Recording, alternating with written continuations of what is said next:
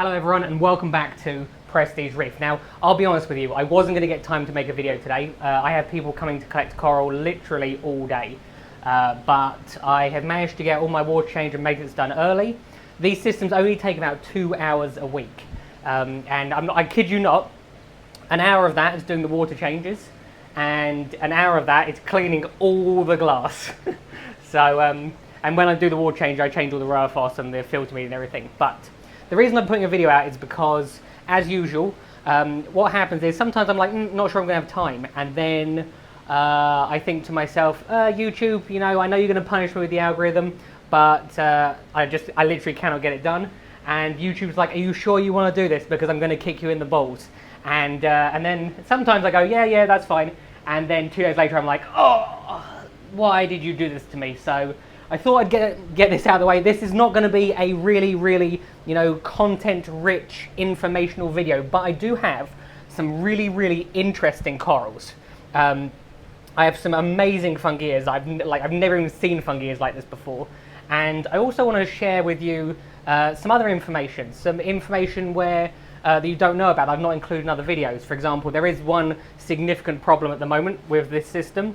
I have a fish which is the worst fish in the world. I would never buy it. I will tell you all now, never buy it, because I have now moved it from 3 systems, and it will now be going to a very large tank because I have had enough. I have a new, most expensive fish in here. Originally the most expensive fish in here was the gem tang. Now, the fish that I have got, which I will be able to show you, it used to be less expensive than the gem tangs, but it's now more expensive than gem tangs because of where it comes from. And I also have a very interesting piece of information about AIPTASIA, because nothing can kill AIPTASIA. Well, not nothing, but let me show you. There is AIPTASIA, not in any of the systems, but I have AIPTASIA outside the systems. It's been there about 3 weeks. It is in the most hostile environment, and it is still alive. So let's get started. Now, I've just almost finished clearing out a significant portion of the SPS tray, and eventually each tray will only have, so this tray will all be completely zoas eventually, but it just, as I say, just takes time. One of the biggest issues, and it sounds funny to say this, is how fast some corals grow. So corals which grow obviously extremely fast can become problematic in a grower facility. So anyway, so I have quite a few fungias in here. This is the bounce fungia, which again, this is still on the website. It's an acquired taste. Fungias are an acquired taste, especially some of the more expensive pieces. And then the other fungias I have are just some normal green ones. But these 3, this one here is my favourite. And then I've got this one here, which is like half green and half orange. And then the final one, this one actually came in an order a couple of weeks back. But I have never seen fungias like this in my entire life. And as soon as I saw them, I actually saw a picture of them. It took me seconds to buy them, because I just thought to myself, you're not going to see anything like this very often. So, and as I said, if they don't sell, I'll eventually put them in my own tank. But I do have a feeling that they probably will sell. This one's got a slightly darker green stripes on it, whereas this has got lighter green stripes, but like a sort of just 2 like chunks of it. Some of you will notice that I have been getting in some very high-end, expensive corals recently. That's purely so that I can cater for everyone. I will give you a little tip, not a little tip, a little bit of insider information. I would far rather you bought zoas or hystrix or lots and lots of things, anything that I can basically frag. I would rather you bought that, because although it appears that you make a huge amount of money from expensive pieces, the markup on expensive pieces, such as these fungia or the gold torch that I got in last week, which that gold torch sold in 4 minutes after the video went up, so I got another one this week. Although people think that there's a huge amount of profit in those, there's actually far less profit in those than some of the smaller pieces, although you have to sell obviously a lot more of them. but there's also a huge amount of risk because those pieces cost me a lot of money, and when I put them in the post, there is a chance they'll die. Whereas if like a Zerfrag dies, then I can just replace it, and it's not as bad. So I'm doing it to try and cater for everyone, if you see what I mean. I've also just noticed these mushrooms because I actually really like these. Mushrooms are one of my favourite corals. But you see all this this is Stylophora. This will all be gone soon. And this tray will eventually be only just completely zoas. And possibly some of the mushrooms. Mushrooms can be a bit finicky sometimes. So I like to keep them in places where I know that they are successful. On a side note, my oldest fish, which is Lola, my purple tang, which is going to not conform for the video, is now 15. So if people think that these fish don't live very long, this is a 15-year-old purple tang, and I think they can get up to something like 30 years. Right, moving on. Now, I told you at the beginning that I would show you a fish that I would recommend that no one ever buys ever, because I have had 3 of them, and all 3 of them were an absolute pain in the ass, if I'm honest. For whatever reason, I've had far more aggressive tangs, or supposedly more aggressive. I have a soul hole tang, which is meant to be very aggressive, which lives with other tangs. But the fish which I don't recommend anyone gets ever is a clown tang, because I have had a clown tang in this tank, I've had the same clown tang in this tank, I've had the same clown tang in this tank. But for whatever reason, like, it just is so hateful. It is like the worst fish I have ever experienced in 15 years. So if you're thinking about getting a clown tang, don't get a clown tang, because it's just not worth it. Now, someone in the comments, I have no doubt, will say, I have a clown tang, it is my favorite fish. There is a possibility that you have the exception, but I can assure you, the rule is they are all basically, what I'm about to say is not YouTuber friendly, but they're just not very nice, basically. So the clown tank that was in all those tanks is now, where I always do this because I cut the forward backwards, there. Now, the first thing I need to point out is that this tank looks extremely murky, and that's because I have not cleaned the glass on this system since the day it started, because as those people who follow the channel for a while will know that this system, the radions are always off because I don't have anything to put it in it yet, so there's no point in wasting money having it lit. But I've decided to put him in here. Those of you who don't know what a clown tang looks like, this is a clown tang. It needs to have little devil horns, basically, because this is, without a doubt, the worst fish ever. Now, the new fish is a very similar fish to this. It's actually about at least twice, if not 3 times the size, but this fish attacked it terribly. So it won't even stay still for the video. But this fish is going to a new home. Is going to a very large system, which, like, so I think it's, I'm not 100% sure how big it is, but it's like, I'm pretty sure that the system is 3 meters wide, and I can't even tell you what the length is, but I know it's longer than it is wide. So he's going to a very large tank, which is going to have lots of tangs in it, so that he will be probably the lowest member of the of the hierarchy, and he'll probably still cause trouble. Right, this video is pretty fast paced at the moment because I have someone turning up in literally 20 minutes. But I said that I was going to give you a little insider knowledge about something that doesn't work with the mega build. Now, there is one thing that James will love this. If you follow this from the very beginning, you'll know that James obviously designed and built this entire system. It wasn't me. But there was one little piece of input which I said was absolutely essential, and that was to have so that the protein skimmers drained automatically. And after a year and a half, the drain is now blocked. So the one little piece of input that I had, the only bit which of this whole build, this amazing build, the only bit that I requested doesn't work, and that is me all over. So it first happened on that one, and then it's now happened on this system.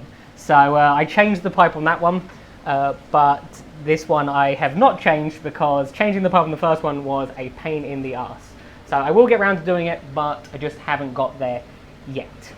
Right, next thing is the AIPTASIA. I am about to blow your mind because AIPTASIA apparently can survive almost any environment. So what happens is, as you know, I am very meticulous when it comes to pests and things like that. So any new corals that come in, they all get dipped. They get the saw like cuts off anything like except anything that's weird. You quite often get some really obscure things come in on corals that I don't recognise. So anything I don't know, cut it off. So about 3 weeks ago now, maybe 2.5 weeks ago, I got a box of corals, and on a couple of them they had AIPTASIA. So I cut the AIPTASIA off the same as I would normally do. Obviously the systems have a cod band in every single tank now to deal with anything that I miss. Touch wood, I'm not aware of any of the systems, but I am aware of it in one little tank, and that is the sink basically. So what I did is I cut the AIPTASIA off, and I didn't think anything of it at the time. I literally just threw it. Sometimes I just, like, if I haven't got a like a pot with me, I just throw stuff in there and I clear it all out in one go. So let me show you what has happened to the AIPTASIA. Right, now, as I said, for lack of a better word, this is essentially a sink. So this is RO water, and then this is water from each of the systems. All that happens is when I'm fragging, I get water out of the systems, or if I want to clean all the things, I use the RO water. And because there's a tank connector here, there is always this about an inch of water in here, as you can see. But you can see it's basically just full of just rubbish. So you've got, this is from last night, a little piece of coral, and then just loads of little just cuts of just loads of bits of rock or everything. But something that I found very interesting is this. This is an AIPTASIA, and there's actually 2 of them. Where's the other one? Somewhere there. Don't know, but it's hard to see through the camera with this. But yeah, that is as clear as anything an AIPTASIA which has been living in the sink, which has no heating. The salinity I just tested is 1.015. It also will be full of coral dip, this water, and iodine, and just everything, just all rubbish goes into this sink, and purely because of the tank connector it doesn't drain down fully, so it's always here. But yes, you can see that I have 2 AIPTASIA, one there, and then there's the other one. And the reason I'm leaving them here is to see if they actually start to reproduce. But if they can survive in this, no wonder it's so hard to get them out of your tank. So the fish I mentioned a minute ago is kept in this tank, which is system 2. In this tank you can see there is a orange lined bristle-tooth tang. They only have orange lines when they're juveniles, so they're just sort of brown when they're adults. There's a Scopes tang, which you can see is down here. Obviously you just saw it below the crate. And then there's a couple of wrasse. You can see I've got food dripping in really slowly, just because I'm trying to entice the new fish out, but I don't know if I will be able to. But I'll probably just show you some of the corals quickly before I show you under the tray, but hopefully it'll come out. Now, as you know, I've obviously been panic buying Trachophilias. I sold quite a few of them. So originally I bought another 10 the other day, so I've had 43 in total, and these are the ones that are remaining. I've not put the new 10 on the website, partly because I don't know what ones the new 10 are. I probably should have kept them separately, but I didn't. I just sort of just put them in the spaces, and that has meant that some of these corals are on the website and some of them aren't, but and it will take too long. It's actually quite difficult. It takes me a little while to differentiate when people buy them which exactly one they are. For example, this one and this one are actually reasonably similar in coloration, but they're all like fingerprints. They're all very unique. The most unique one, however, is probably this one. Since I started posting about it, I've had so many people try and buy it from me. This, I didn't realize in the last video, is a genuine grafted Trachophilia. It happens where I think 2 of the coral larvae sort of, I don't know, so I'm not going to try and, I did read up on it, but they sort of join at a very, very early stage. So this Trachophilia has obviously half of it's red, half of it's green, and there's an entire split down the middle, and that split goes all the way down through the skeleton as well, so the skeleton is half and half. What's interesting is the red one, the red half of it grows much faster than the green half, so I'll be very interested to see how this grows out, and I'll be keeping this for my private collection because obviously this is like 1 in a million. And then once the other trackies that are on the website have sold, I will then put these back on. But if anyone sees one of these trackies specifically that they want and it's not on the website, obviously get in touch because it just makes it easier for me. So yeah, that's the trackies. And then the other thing, as I said, the gold torch, this one here, Reef Dog didn't buy it in the end. Maybe he'll buy this one. Everyone should message Reef Dog saying go buy Prestige Reef's gold torch. But the other one sold in 4 minutes after the video went up.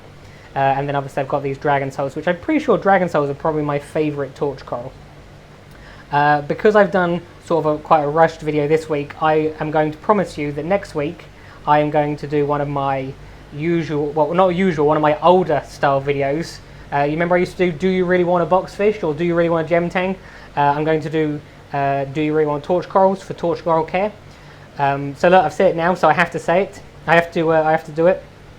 But as you can see, after 3 minutes of the food trickling in, the fish has not come out, so I might have to try something else. Just in case I can't get a video of it in a minute, but you can see that I have an amazing Achilles tang. It's eating. It's only been there 2 days. This may very well be the best clip you get of it, but sometimes it comes out later in the day. But the most important thing is that it's eating because they don't all eat.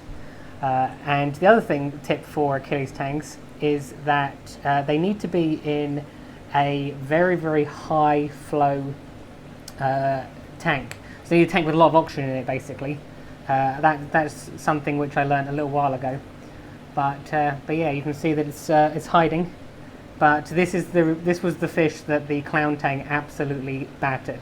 I remember when I first started, these fish were about 180, 200 pounds. They are now 600 pounds. So yeah, this is probably the most expensive fish in here. Right, that's it for today, guys.